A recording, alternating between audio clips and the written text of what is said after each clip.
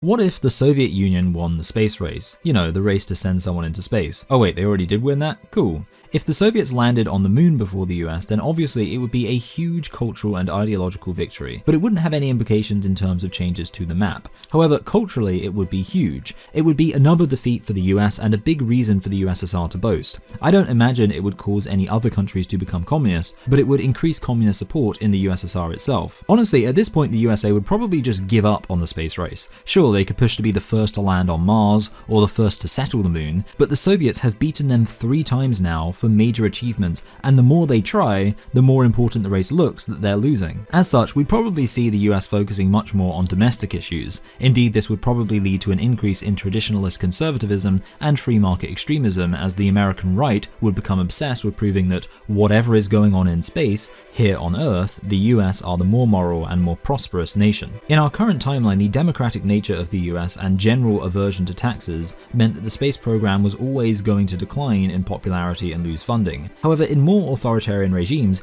big projects that maybe cost lots of money but communicate the power of the nation as a whole are much more popular. As such, it's likely the Soviets would continue to push the space race and make it an obsessive priority. In this scenario, founding a colony on the moon and maybe even Mars would be a very real dream for the USSR and something they could maybe achieve if the party remained popular and strong. The only real issue is if they neglected issues on Earth and the regime falls out of favor and collapses before they could ever make the moon just another Soviet Socialist Republic. Check the comments if you're interested in part 2 of this alternative history series.